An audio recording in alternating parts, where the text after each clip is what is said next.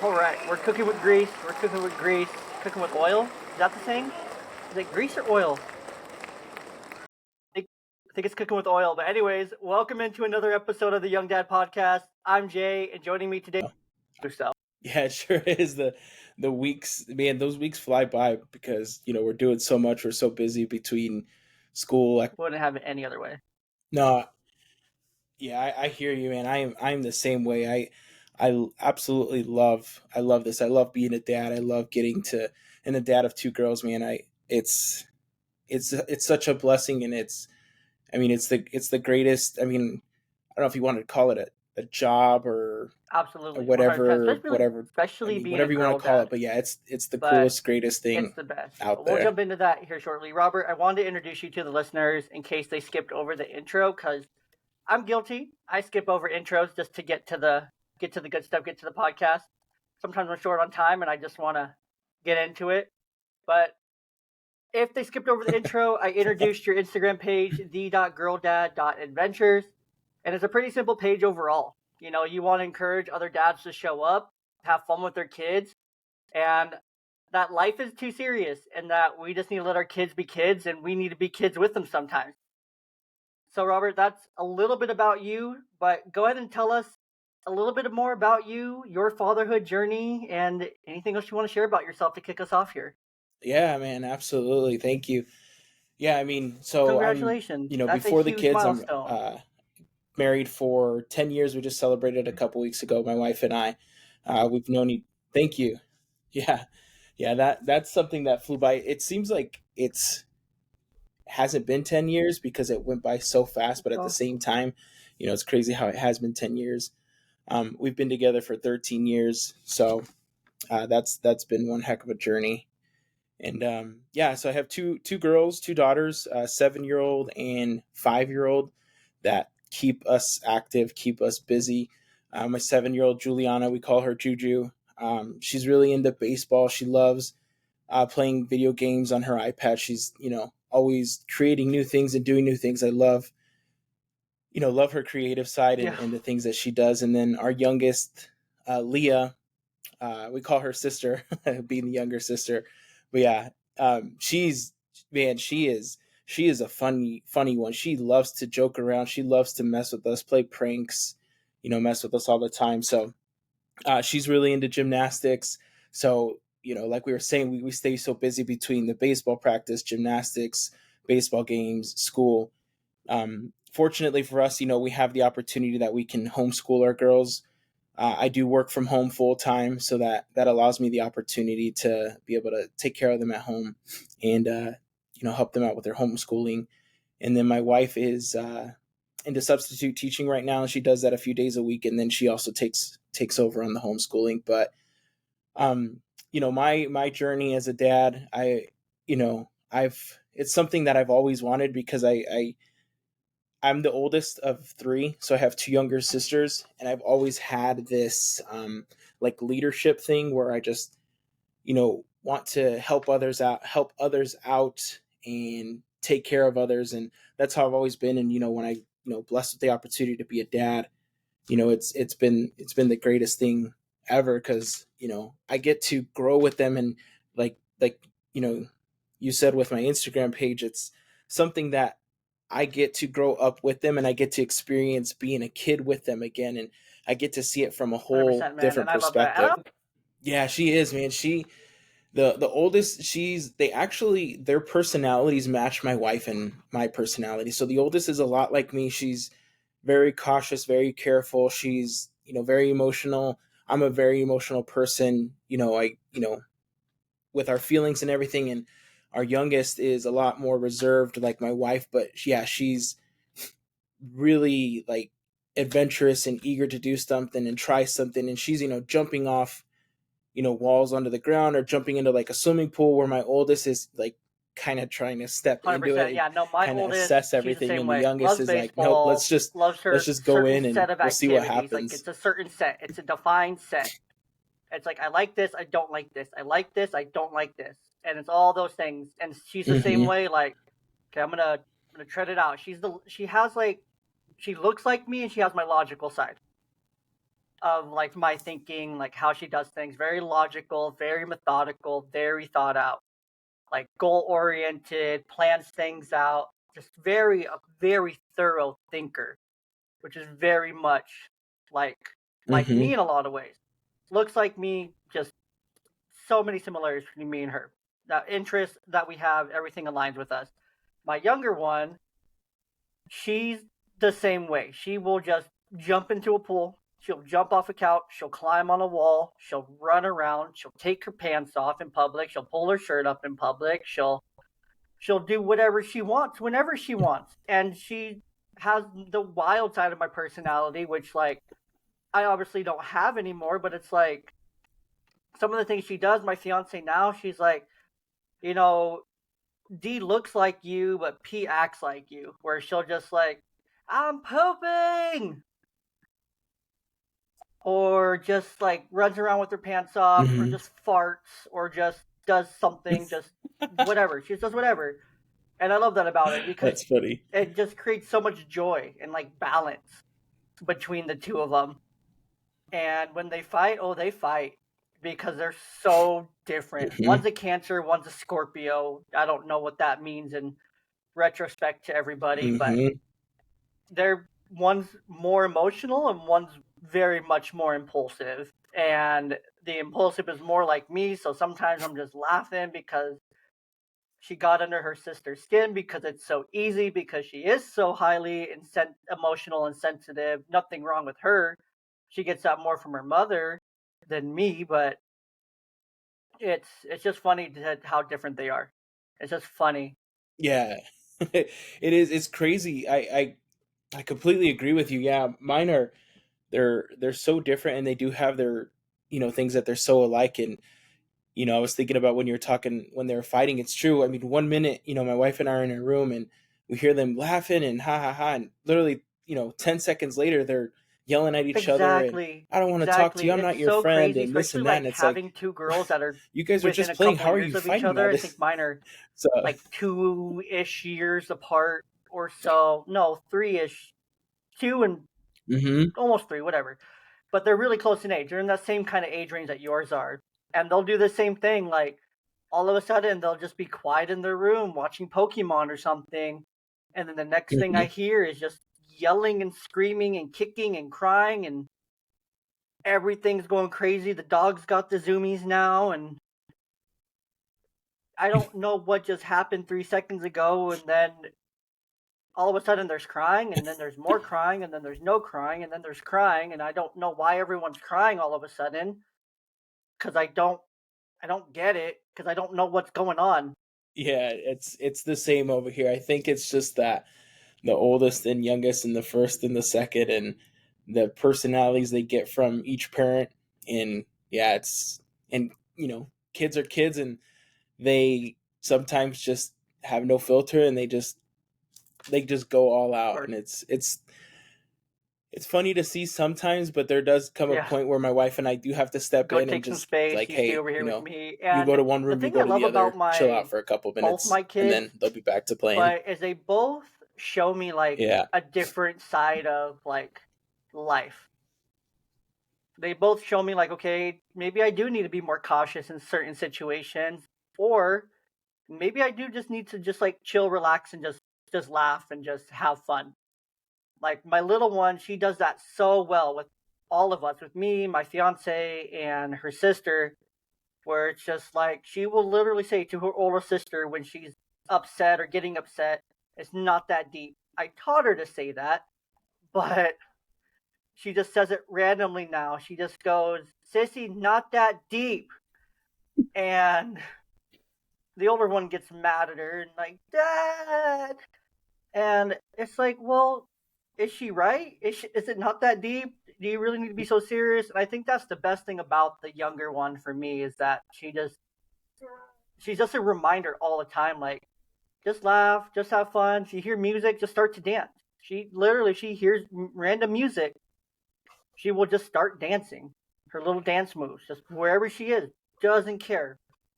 And it's just such a good reminder. Like, just enjoy the music, just enjoy life. Don't take it so seriously. Like it's not that serious. And that's the best thing about kids. is that they don't understand how the different seriousness of situations and things like that are, because they haven't lived that experience and whatnot, or seen the things that we have as adults, or been subject to the media and things like that we are. But they just remind us, like, it's not that serious all the time. Like, just Yeah, it's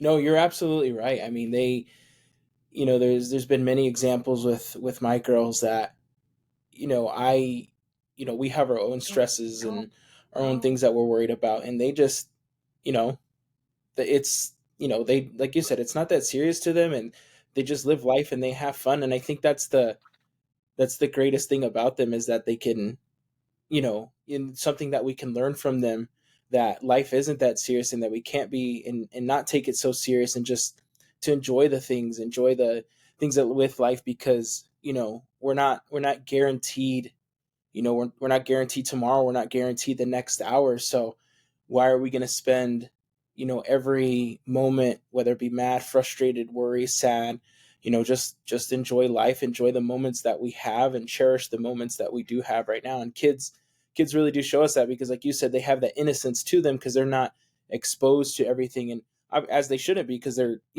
kids, they shouldn't be exposed to that kind of stuff. So being able to 100%. live And that's through so them in important, that especially way with having little really girls and raising them in this changes world. your Like, perspective on life. they're going to be subject to enough sooner than later. Like, let them fully enjoy the years where they can dress however they want before they're getting judged by their peers. Let Hmm. them do whatever they want with their hair. Let them do the things that they want to do so they're comfortable. And so they build that confidence at a young age. To, like, my older daughter, she loves to wear pants, leggings, whatever, and a Pokemon shirt. Half her shirt drawers, Pokemon shirts. And I buy them, I supply them. Her mother doesn't. And it's very obvious, probably to the school, like the weeks that I have her and the weeks that her mom has her, because she wears jeans or leggings and a Pokemon shirt. Jeans or leggings and a Pokemon shirt. 5 out of 5 days during the school week when I have her. And it's a fight in the mornings to try to get her to wear something else. Wear a dress. No. I want to wear a long sleeve Pokemon shirt. Okay, whatever. But let them wear it, let them experience, let them just have fun. Let them build that confidence, because that's so important, especially like as girl dads, having young girls where they're gonna go into a world and a society that judges them for every little thing they do, say, look, how they look, when they look, where they go, how they go there, everything like that. They're gonna be judged so harshly by society and societal expectations, and if they don't have that confidence even going into it, then they're going to succumb to a lot of these expectations, and it's going to be overwhelming. And then, from there, things happen, like different mental health things, different, you can go into eating disorders, you can go into trying to look a certain way to fit a certain narrative perspective. Hmm. Then there's, on top of that, abusive relationships, narcissistic relationships. They get emotionally, verbally, physically abused because they just put themselves into the subject. And that really relates back to the whole idea of, setting the example. So I heard this recently. I was watching Love and Logic. They're a great resource on YouTube for all parents and even teachers and whatnot to learn. But this video, it basically was teaching how Hmm. we can deal with, like, defiant behavior. And this was the weird part of it, is that they weren't directly talking about, if your kid's being defiant, do this. They don't do that. They go to the root issue. They broke it down to this really cool concept of, if you're acting like a doormat, or if you're perceiving yourself as a doormat, you're going to get treated like a doormat, because others will pick up on that. And then right away I thought, oh yeah, that's so true, because when I was managing people working in these different Hmm. retail jobs, like, I knew which employees of mine I could tell to do this, that, or that, and they would do it, no questions asked. I knew other employees where I would have to, like, one or two things, or a little bit more of an asking approach, or lighter kind of things like that, because I knew, like, that's where their values lied and how they were going to be treated and whatnot. I knew how the other Hmm. ones would be treated as well. Um, and so it's really important that we model that, because our kids are going to walk all over us or talk to us a type of way or treat us a certain way if we're allowing them to see us as a doormat. And they're like, well, mom was a doormat or dad's a doormat. So that's kind of where I learned it from, where I learned this behavior. So I'm a doormat. And that's how I'm treated. Mm-hmm. Exactly. Yeah, no, I completely agree with you. And, that's why, with my girls especially, I have those conversations with them daily, even though they are only 5 and 7, because I want them to learn now and know now, what their worth is, and, what they are, not just telling them that they're beautiful or that they're cute, just saying, you're strong, you're smart, and just reaffirming that even with things that they don't feel confident in, there are times where I'll step back and I won't help them because I want them to be able to accomplish that on their own and have that confidence, because there's going to be, a day and time in the, way into the future, but there's going to be that time where unfortunately, I'm not going to be there. I won't always be there as much as I want to be, or their mom as much as she'll want to be.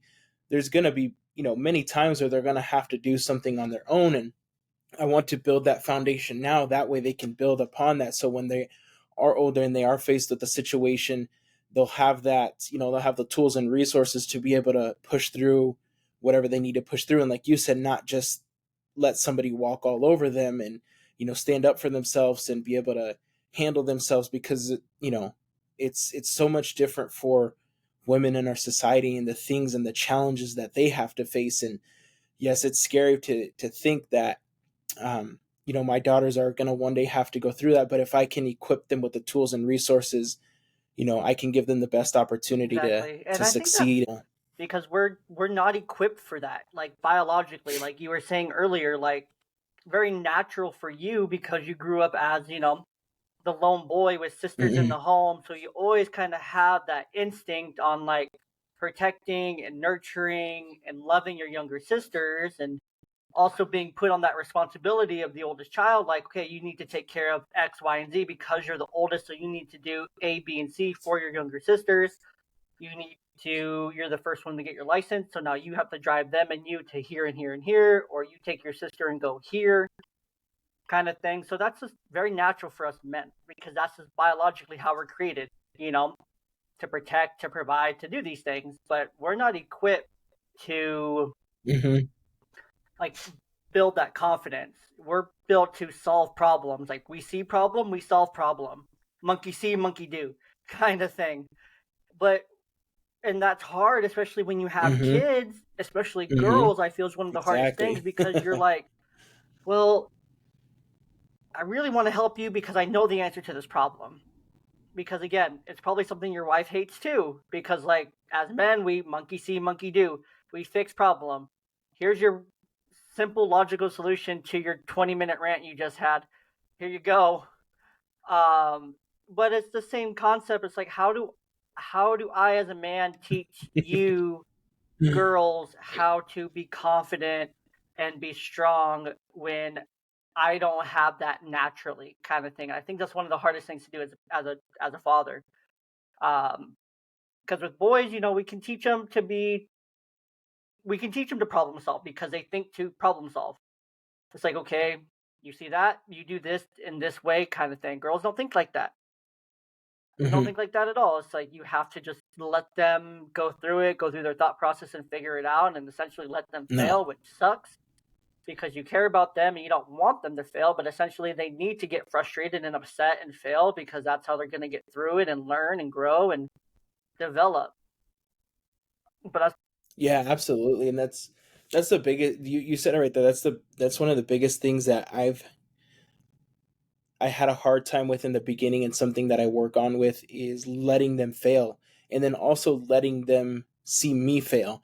Because if I don't let them see me fail, they're going to have this expectation that, not that I'm perfect, but if they always see me being perfect in their eyes, as they get older, they're going to have that pressure of, I need to be perfect, because if I'm not perfect, I'm not going to either be like dad or be like mom, or, I'm not going to make my parents proud. But if I let them see me fail, like, they will have that it's okay to fail. You learn from failure. I'd rather see you fail and make the mistakes, because you're going to learn from that now rather than when you're older. And if you don't have that that failure, I guess, I think inside of part you, of it's you won't also like know what that's like. You it won't comes back know on you as a how parent. Like, to where's handle your that when focus? you're Are you when you're faced focused with on the that situation. process, or are you focused on the product? Because a lot of parents, this is where a lot of parents can very easily fail, is we get so caught up in the product our Mm-hmm. kids are producing, the grades, the accolades, the achievements, the trophies, the medals, the first place, second place, third place, the achievements, the accolades, those things, right? We're focused on the product. So Mm-hmm. we're defining ourselves by, as parents, by what they're producing. And if they don't produce, then we track that back to our own self-worth as a parent. Oh, we failed. But in reality, we should be focusing on the process, because the process is where the growth is happening. The process is where the failure happens. But let's say your kid has a C in math, and then they go from an C to a B. You could very easily define yourself on, like, okay, they're at a C, so obviously I'm doing something wrong. And then there's limited growth. Oh, they only went from a C to a B. Whatever, like, it's really not that much. But when you're focused on that, guess what? You just miss, like, all the effort they've been learning, all the new concepts they learned, all the hard work they've been put in, all the time and effort and energy they're Mm-hmm. putting in. They're learning how to overcome that struggle of being behind, to catch up, doing missing assignments, having to put in that extra time and energy into that to catch up. But you just missed all of that process and all these amazing things, because to them, you're just focused on the product. That's all you care about. You only care about the grade. Instead, we should care about, oh my gosh, I see you working so hard. Like, that's amazing. Like, you did it. You caught up. You put the effort in. You put the time. You did it. Like, you accomplished. Like, you Mm-hmm. went from a C minus to a B minus. Like, that's a whole 10%. Like, that took a lot of work. Like, you got 10% better, and you learned so many things beyond just the material. And that's where the focus should be, on that growth, because that's where that confidence needs to be built, and that's where you need to positively reinforce as a parent, because that's what ultimately the product that they produce doesn't define you as a parent. How they're able Yeah. to overcome those obstacles, catch up, learn, grow, develop, overcome, Mm-hmm. that's what's going to define them as an individual. And where they need your support the most is in the process, not the product. The product's going to be the product. You can't control that product. Only they can. But you can help control how they go through the process and guide them through it. Yeah, absolutely. I 100% agree with you, because, like you said, that's where the confidence, the failure, all that is going to be built up in them working through it. And yeah, I mean, you put in the work and you do well, then yeah, you're going to do great. And if at the end of the day, if it's not enough, well, then that's okay. You just learn from where, the mistakes were, and then next time you just get better with that. So you know, that's really great. And I think what's helped me in that area is growing up. Um, I played competitive golf, so I played competitive golf from the age of 9 all the way up till That's awesome. 2021. I traveled all across the country playing junior golf. I played college golf. I played some semi-pro, and my thank you. My dad he was really hard on me. Probably not the approach, and it's not the approach that I take with my daughters, but it really it I think it helped me in a way that I am able to take a different approach with my daughters, that I can help build them up in their confidence during the process, where my dad was really focused on that product of me playing. It was more about wins and losses than, improvement. So I've learned that, taking that approach with my daughters, that it's not always about, how many hits you get, or how many, you know, flips you do in gymnastics, or, it's not always about that. It's always about that process of going through it. Are you showing up to practice? Are you committed? Are you focused? Are you, you know, is this something that you enjoy and something that you want to do? Because if it's not something that they're enjoying, then, I don't want you to be a part of it, because ultimately, I want you to enjoy what you're doing. And that's all part of the process as well. Because Yeah, if you're not enjoying 100%. this, then And it doesn't ultimately, as matter what parents, the end like your product is dad going to can't be, control the because you're not outcome enjoying what you're of how doing. you do, and that just puts more pressure on you to perform because the reaction you're going to Mm-hmm. get from there. If you lose, then you're going to get a negative reaction. If you win, then yeah, you're going to get a positive reaction. So you're compensating to a point Mm-hmm. to make sure you get a good reaction, because that's how then you're going to assess, no, like how you're going to connect. That's the word. How you're going to connect his love for you is through that.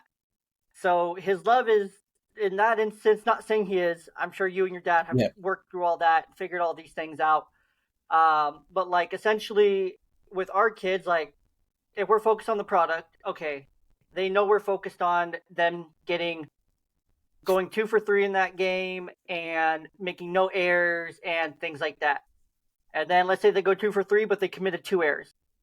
Oh crap! When I get back to that car after the game, I failed. I failed myself. I failed dad.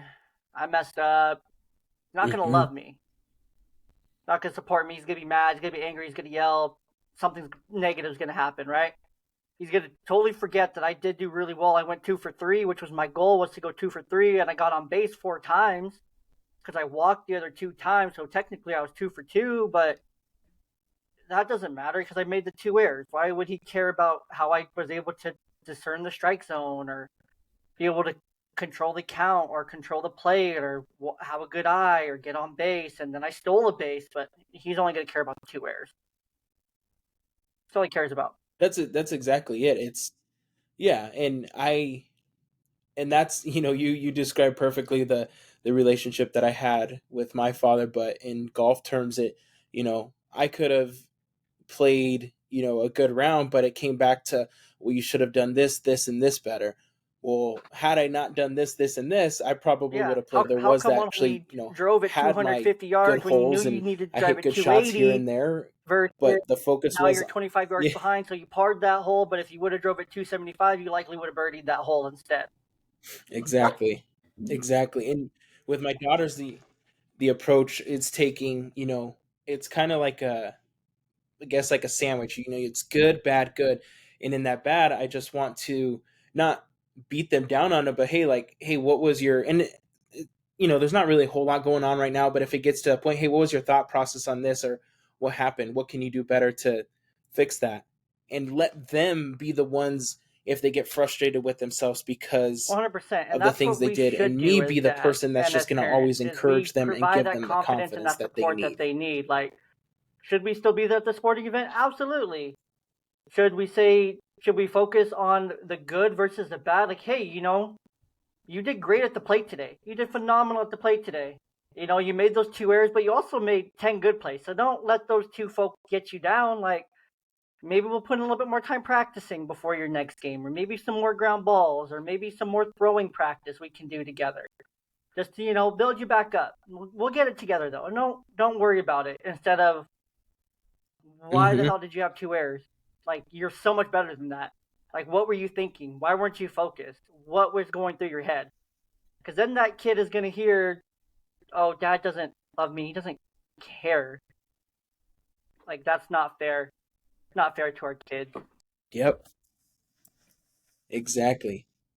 And what I loved that you used there is the first scenario you said, we're going to take more ground balls. We're going to figure this out. We're going to do this together. And the second scenario was, you messed up. You did wrong. You did this. And I love the we thing, because that makes them feel like, we're in this together. We can do this together. We got this, rather than it's all on me. And like you said, you know, 100%. they are That's going to exactly base what it their is. love, our And, love for them, you on how know, we we react don't to need what to they're raise doing. perfect children because they're imperfect by nature. I mean, we're created as imperfect beings. We're created as imperfect beings. We're created as beings who mess up, who Hmm. fail, who are not perfect. You can't look at one person on this earth today that's perfect. Nobody. Nobody at all. Thoughts and everything. No one's perfect. No one's perfect. There's some people that have a better moral compass and Yeah. other better judgment Oh, than others, and 100%. some that are doing better than others. Whatever. But ultimately, like, okay, so, like, I'm still doing just fine over here too. Like, I'm good. Um, and that creates a sense of judgment and Mhm. entitlement among people, because we can be judging ourselves. We compare our kids to other kids, like, oh, well, Billy and Susie are doing great on the field, but my kid's a little bit slower, can't throw as far, so my kid's obviously not as good, so maybe I just need to pull them out of this sport. But I don't need to pull them out of this sport because they enjoy it. They're having fun. They're learning. They're growing. So what? It doesn't matter. I mean, And so we judge ourselves as parents and we judge other people's parenting. And it's like, oh, what are they doing different? What's in their water? Kind of thing. What are they doing that I'm not doing? yeah. One thing I've taught my daughters, or well, I'm teaching them, is, and something that I've had to learn is, when you go down the path of comparing yourself to others, that's when you're gonna, be harsh on yourself, because there's always gonna be someone that's better. There's always gonna be someone that's faster. There's gonna be someone that's smarter, someone that's younger, someone that can jump higher, someone, you know, that's bigger, smaller. Like you said, there's nobody that's perfect. The person that I want them to compare themselves to is themselves. Are you better today than what you were yesterday? What are you doing today that's 1% better than the person that you were yesterday? If you're doing something that is 1% better than yesterday, then that's all I can ask for. And I haven't taught them this, but I heard this on a podcast one time. Ethan Suplee, he's an actor. He has a podcast. I can't think of his podcast right now, but it's a health podcast. He was in Remember the Titans. He was the big heavy set guy and lost a bunch of weight. In in one of his podcasts, he talks about killing your clone. You know, the person you are today, would you be able to kill the person that you were yesterday? So are you better than what you were yesterday? And that's all I can ask for as a parent. As long as you are better 100%. I today think than what that you the were way to apply yesterday. that, they had a really hard time not touching things, or they kept asking over and over and over again for something, even though they knew they weren't going to get it. And then you go into the store, driving there and be like, hey, let's try to be better than we were last time. Like last time we went to Walmart, it was kind of hard. This happened and this happened. Like, do you think we can do better this time, kind of thing? Yeah, Dad, I can do that. I can do that, kind of thing. And then you go through the trip, things are better. Don't just ignore that. When you get back to the car, like, hey, you did it. Like, I appreciate you being so good in there. Like, you were like, that was Hmm. such an improvement. Like, that was so good. Like, great job, kind of thing. Yeah, my wife and I, we try to do that as much as we can, because there are times where we focus on, not that we focus on the negative, but the negative. And that's just with anything. It's so much easier to break down the negative, and if there's something that's positive that happens, to let that go waste. But with something that we try to focus, even just with little things, if you know they go through a moment where they're well behaved or something, at the end of it, I catch myself, I'm like, hey, you know what, they, like you said, they done much better. Hey, you know what, good job. I really appreciate how you behaved, how you acted. you know we did what we set out to accomplish, and that's awesome. And you could see their little faces Hmm. light up, Exactly. like, And that's what you want. whoa, You that is, want them to feel they accomplished. feel You want them to accomplished feel with excited, because what they've then done. you're rewarding the right behavior with the right reinforcement, instead of rewarding the wrong behavior, Hmm. because the right behaviors that get reinforced the right way are the behaviors that get repeated. So we want to repeat the good ones. And then there's no need to, if you see another parent doing it a little bit Exactly. differently, maybe their kids are a little bit more better behaved or worse behaved than yours, there's no reason to judge them. Like, maybe they're just having a bad day. How many times have you gone to the store and had a bad day with your kids, or gone to the park and had a bad day, or gone anywhere and had a Mm-mm. bad, not bad day. I don't like the whole concept of bad days. I like bad moments, or hard moments, or hard, a hard trip or something. Like, It was just a one-off kind of thing. Like, we've all Yeah. had those experiences with our kids consistently, so there's no need to judge the other parents that are also having it, because it doesn't help when you're just judgingly looking at another parent at the Walmart and you're like, oh, rough kind of thing, like, oh, good luck kind of thing. It's like, why would you say that when you could very easily say, hey, you got this. This isn't going to last forever. Like, Mm-hmm. keep your head up. You're doing a great job. It's the same amount of words. It's the same breath that you're going to take anyway. Why not use that breath for something positive? Exactly. That's exactly it, because you can change their entire day with just one simple sentence. Because we've all been there. We've all had those moments where our kid breaks down somewhere, and it tends to happen in public where there's a lot of people around, and you're just feeling like every eye is on you, and you just have that heat coming from everybody, and you're like, man, I am trying to do what I can right now, and it's so hard. And you've seen it. You've seen it with other parents. Yeah, you got this. You're good. You're doing Can a I great help you? job. Like, it's not you. Um, Yeah. No, that's but, good. there's also the other side of that too, where Yeah. you get those weird comments, especially as a dad, if you just go to the store by yourself or you go somewhere with yourself with your kids, and you get the same kind of like heat checks, or you get the, oh, look at you, or those kind of condescending kind of tones and whatnot. You get those, the same kind of idea, same kind of concept happens. It's like, ooh, got stuck with the kids today, huh, buddy? It's like, it's like, well, actually, I'm a single parent of these two kids, so yeah, I guess I got Yeah. stuck with them Yeah. because they're my kids and I have to feed them, so I have to go to the grocery store. So yeah, I guess I so am stuck with them.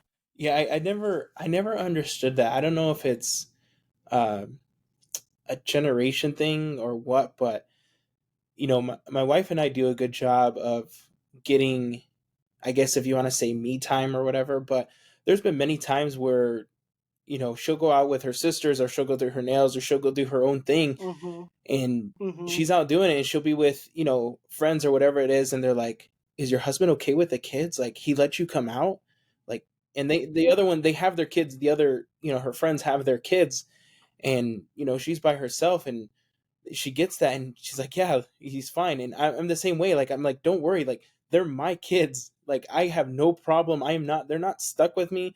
Or when we go out to the store or whatever, and I take them with me, like you said, you get the comments or you get the looks, and it's like, no, I enjoy. I'm not. It's weird. I would rather, and my wife and I have talked about this. We would rather have our kids around us as much as we can, and not have it than the other side of it where we don't have our kids. I mean, we love having our kids around, and I get, some parents just, and I'm not trying to judge them in any way, but that they don't want their kids around, and I don't understand that perspective, because I want my kids around me all the time. Yes, they do things to, you know irk me, or, you know sometimes I'm just like, get away from me, but I want them around. I can't think of a moment where it's just like, oh, I'm so glad I don't have the 100%. kids And with it's me. No, like, it's, I want my kids around me, and us as dads, like, I want to if be with more them. people would look at the simple statistics over the last 50 years of males in caregiving roles, like, you would see a 80% increase in men who report changing diapers or getting up in the middle of the night or doing all these very basic things that stereotypically men and dads did not do. You would see a change in like patterns. Like, if you go to a park, you see quite a few dads with their kids versus Hmm. their moms. And maybe some of that is, especially on the weekends, that's when a lot of dads who have gone through a divorce or co-parenting and whatnot, that's when they have their kids, so that's when they're doing those things, so that's where they're going because they know that's a fun thing they can do for relatively cheap or no cost, because that just makes sense. Because Saturdays the kids are still going to have the same amount of energy they had Monday through Friday, if not a little bit more, because they got a little bit more sleep, and they get to hang out and they know they can have a Hmm. little bit more fun. But um, you know, even during the week, you take your kids to the park during the week, evenings, you still see a lot more dads who very obviously look tired. Like they look tired, but they're still engaged with their kids. They're still talking to other dads, or they're still there doing the things where like before, even statistically or stereotypically speaking, like that didn't happen. It was still the moms taking kids to the park after dinner, taking them on walks, doing these things in the evenings and whatnot, and on weekends. It's just not like that Mm-mm. anymore. It's a very obvious look around to really realize that like that's not what's happening anymore. Like there's a lot of dads out there who No. really, really, really do care, that want to be more involved. However, society doesn't let them because of politics and rewarding. And again, it goes back to that concept I was listening to. And this isn't a left leaning or right leaning podcast whatsoever, but I keep myself very moderate by listening to shows like Joe Rogan or listening to like the PBD podcast. And PBD recently had Bob Woodson on there.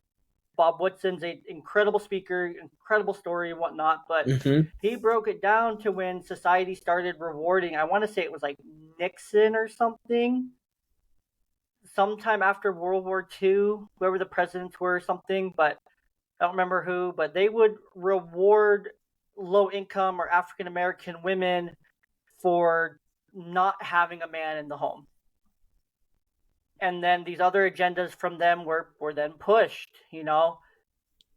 have a kid, but you don't need your man. And then it would be rewarding to get divorced because you would get entitled to all these benefits then after and whatnot. So it goes back to that concept of rewarding the behavior you want to enforce and recreate. Mm-hmm. But ultimately, it's not like that anymore. And there's a lot of dads out there who want to be more involved, that are very involved, that deserve to be just as involved as any other mother would be, if not more, because are there a lot of really good moms? Yes. Are there a lot of really bad moms who keep their kids away from their dads to prove a point because they're bitter, because they're upset, or they want the benefits? Absolutely. There are plenty of those as well, and it sucks because dads are 1,000,000% capable of Mm-hmm. providing at a very equal level as a mother in a lot of the similar aspects. Does it take more work on our end as fathers? Absolutely, it takes more work on our end as Absolutely. fathers. But do we realize that work is 1,000% worth it, and we would do it a million times over? Absolutely, we would. So, Yeah, no, I 100% agree. And something that you'd said that made me think of something is that, this as parents, and what we need to understand as parents is that this isn't our time. This is our kids' time. This is their time to be kids, to grow up. It's not our time to, you know, sleep in, or, and there's nothing wrong with, being on your phones or playing video games or watching TV, because, I mm-hmm. do I don't really play video games or anything, but I have my time where I do my thing, but you know, I will sacrifice anything that I'm Yeah, doing to make sure that I am giving them or letting them do something that they want to do, because my time will come back eventually, and my time was before them. But right 100%. now, this is their time, and this is the time that 100%. You I have need to to answer all be those bids giving for your my attention. everything to them, Is so that that going way to they can be mean from kids time and to be able to time enjoy having to this. sacrifice some game time? Yeah. So what? Or does it mean you have to Mm-hmm. reschedule podcasting with your old pal Jay? Yeah, it does. Or you have to take care of other needs and things like that. So you had a rough morning with your kids, so you have to put off a podcast recording every now and then. Like, yeah, but you have to answer the bids where the bids are being made. And it sucks in our society that not every career profession allows that. Even career paths like teaching don't allow that necessarily because A, no one wants to be a teacher. B, there's more kids than ever. C, there's a sub shortage and a teacher shortage, and there's positions in admin that are filled by not the best people in these systems because they're just burnt out. They're tired. Social services, burn out. They're tired. The professions that are supposed to be taking care of the kids and watching Mm-hmm. out for them and helping them, they're all tired, burn out. It's hard. No one else wants to do it, so there's a limited number of people who have the capacity and ability to do it. But again, there's also that expectation that men have to provide and do these certain things at a certain level to be able to provide now, and it's it's a lot of societal double standards. But ultimately, the message here is dads are and will and need and are capable of doing more. All some dads need is just a chance. All those some dads need is a judge saying, "Oh wow, this dad is meeting 100% and then some of his burden. Mm-hmm. He's showing up. He's never late to visitation. He's always there on time. He's always doing his thing. He pays all his bills. He pays all his support. He's advanced in his job. He's advanced personally. He's taking really good care of himself. He's has all these character witnesses. Like, you know what? I'm gonna give him. He deserves a chance. Like, there's no reason that it shouldn't be 50-50 right off the bat, unless there's other excruciating circumstances, and that's my belief. Is if there's no history of abuse toward the kids, if there's no history of assault or anything, or no criminal history or nothing that would say that this person isn't capable when given the chance, even with failure to figure it out, then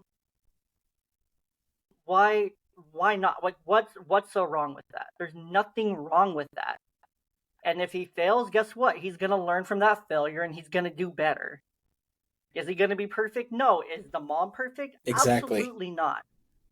Because no one's perfect. Our kids aren't perfect. Us as Mm-hmm. parents aren't perfect. Like, so why not?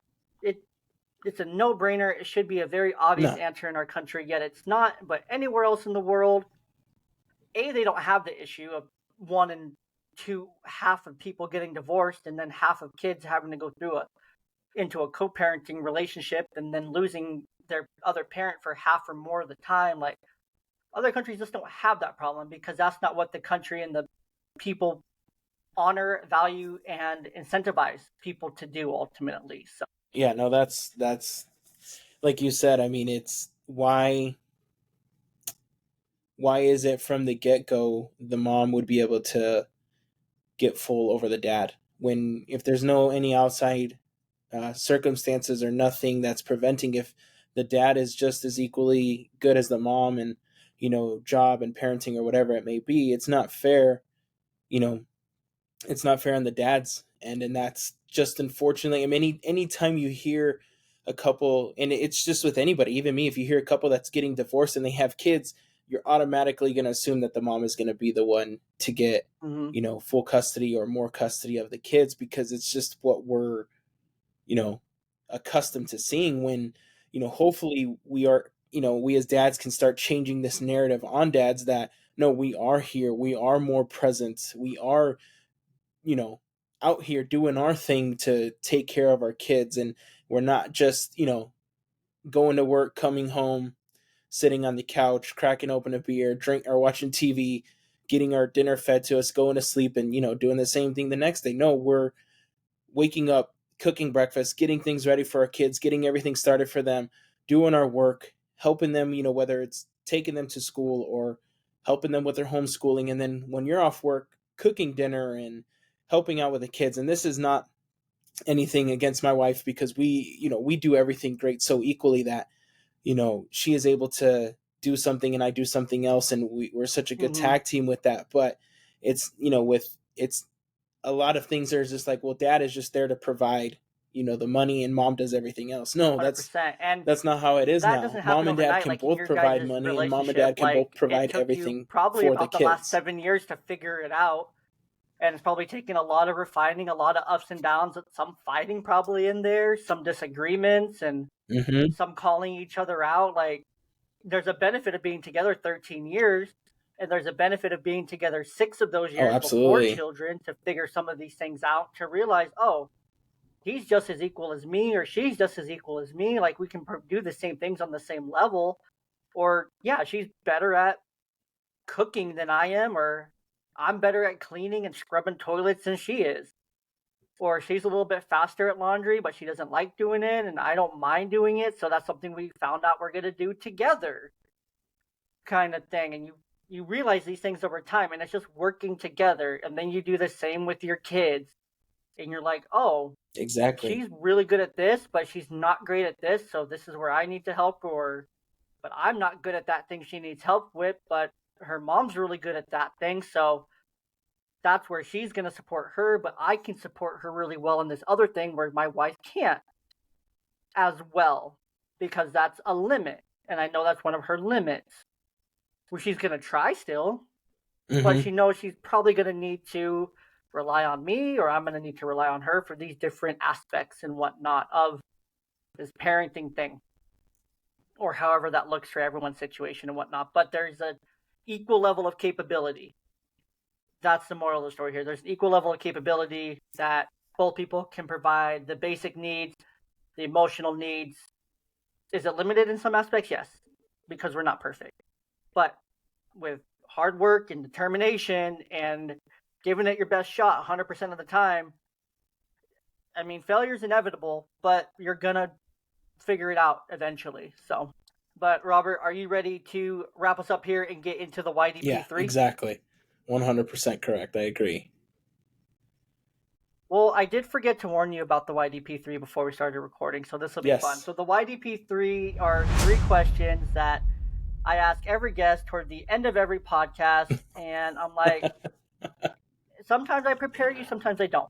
So, it's a little bit more fun if I remember or not. But the first one here is where are you rooted? And that can be taken however All you right. want, but it can be values or where your roots come from as a person, as an individual, as a family, or whatever that means to you. um Mine is a lot of culture and values. I'm Hispanic, so I'm half Mexican. My mom's full-blooded Mexican. Her parents came over from Mexico. My dad is from Chicago, so yeah, I'm Hispanic, and then my wife is full-blooded Mexican. Her parents are from Mexico. So a lot of what I do is, I don't want to say prideful, but I'm very, I'm not a fan of the word proud because that sounds like I'm proud, but I am very proud to be Mexican American, and I love, sharing cultural things with my daughter, and I want them to know that, being Mexican is something that is great, and there's so much to our culture. And just as American, and not just Mexican American, I love to teach them about other cultures, but I want them to know where they came from and their great grandmothers and great grandfathers, how hard they worked, and to be able to have us here at this point. That's something I think of, that my nana, she was a, she was a cotton picker. She was a, um, maid at a hotel, and I know that that's not something that she wanted to do, I'm sure, but she did that to provide for my mom, and my mom did what she had to do to provide for me. So that's something that I really cherish, and I want my girls to know, so that way that's something that they can, 100%. And I think that's so carry on important. and Like for carry that me, I'm legacy on, that biracial. it's not just about I'm us, it's about the Caucasian. people I'm that also came part before African us. American as well, Pacific Islander as well. So we have a good mix in my family. My kids' mom, she's full Caucasian, um, American kind of thing. But my fiance now is full Mexican and whatnot, very much like your wife. And I wanted to ask, do your kids speak Spanish, or do you guys taught them Spanish? Or okay, We try to I teach love them that. because my mother-in-law doesn't speak a lot of English, and that's how she's able to communicate with our 100%. daughters. And it's So it's interesting for my we girls try as much because as we can, now because it's both only me going to and be my beneficial ex-wife, for them we as they get both older. are now engaged or married to someone that's Hispanic Latino. Um, so now they're very much engulfed in this culture as well, where their extended families and whatnot through new Oh, okay. marriages or Hispanic Latino. My stepmom's from Mexico City, 100% Mexican as well. Uh, so it's a lot of fun learning about these different cultures and whatnot, and trying to teach your kids about it is also, it's just a lot of fun to help them learn about the Okay. world in a different way. And remind me, I'm coming over to your house for dinner 3 times a week Mm-hmm. because I already know it's good. I already know what to expect, so I'm excited. I'll be there. But Yeah. no, the second YDP3 here Absolutely. is what grounds you. Like what brings you back? What helps you stay focused and level? My kids, man, they really do. It's not just me. I'm not responsible for myself. I'm responsible for them. now too. So everything I do is going to affect them. If I don't, wake up, or if I call in sick and I miss work, and you get written up and you get fired, that's ultimately going to affect them, because how am I going to do my part and being able to provide for them? So just, taking care of them, and watching them grow, and just watching them learn is just something that keeps me motivated, keeps me focused, and keeps me grinding away, because I know that it's not just about me anymore. And I love that. I joke with my wife all the time that sometimes I feel like we're living in a real life video game where we have to accomplish these little goals along the way, so we're able to move on to the next Yeah, part. The So Sims isn't yeah, too far off just from what them, real life and feels like knowing that I sometimes. have to do what I need to do to If take you care if of you're a them. gamer and you've ever played any kind of video games or old PC games, then you No. know about The Sims. Oh yeah. The last one True here that. is, what's the third question? I do these off of memory. The third one is, if you were to Yeah. give Oh advice, yeah. one piece of advice, just one, get one piece of advice here to the dad that's really down in the dumps, in a dark place, and he comes to you, he's like, Robert, look, man, I'm freaking struggling, dude. I don't know what to do. I'm having a really hard time with my kids, or my marriage, or whatever. What's your one thing that you're gonna say to him? And that's good. I would just first I'd probably ask him if he needs a hug or something, like, because sometimes that's all we need. Sometimes we just need an outlet. Like it may not be something that you're doing, but just you need to get it off your chest. You need to just, as men, we don't, going back to being men in society, and a lot has to do with men where they don't want to share their feelings, and it's weird to, talk with other guys about sharing your feelings, or it's weird to share things, but sometimes that's what we need. We just need to Mm-hmm. say, just, hey man, let it out. And after they get it out, they just might be like, hey, you know what? I'm feeling better. And that's all they need sometimes. But yeah, I would just remind them that, one, you're doing great. You're doing great. You know, just take a breath. Your kids love you. Your wife loves you. I mean, it's just take a break, take a moment. Life is hard. Things are gonna come at you where you know you're expecting something to go one way, and life is gonna throw that curve at you, and you know it's okay. It's okay, as long as the way I look at it is, it's kind of serious, but I joke with my wife. True. As long as we can get to the end of the day and we can keep our kids alive at the end of the day, hey, that's pretty successful, because it's a hard world that we live in. But like I said, I would just do that. I would give him a hug, let him get it out, and just say, "Hey, you know what? You got this. You're gonna be I love you're that, gonna be man. all I right. love that. Everything's gonna be Well, just fine." Robert, thanks for coming on And today. It's been a pleasure talking one to you. step at a time, man. And just One remind the step at a listeners time. one more time where they can find you. Yeah. So I'm over on Instagram, at the.girldad.adventures, and then you can catch me on YouTube. Same thing. I just started something fun where it's more of a challenge for myself. I'm vlogging every day and posting it the next day, and not a lot of the content is great. It's just home stuff, or just kind of a lot of home videos. But I set this I set this goal for myself, because sometimes I catch myself lacking in things and not keeping promises to myself. So I really wanted to do this promise and keep this promise to myself of vlogging every day, whether it's 10, 20 minutes, and then posting I the love that, next man. day. Well, So thank you so much again for yeah, your so over on time. I have a Instagram, freaking fly that's been bothering me the whole time we've been the.girldad.adventures, and then talking. same If you've thing seen, on if you're on on YouTube. YouTube, you see me swatting at the screen. I'm swatting at a stupid fly that's been, I don't know where it came from. Probably That's from all letting my good. dogs out earlier. I have. Got in the house, but no, seriously, thank you for your time. It's been much appreciated, and we'll let the audience do their thing. Thank you, man. Sweet.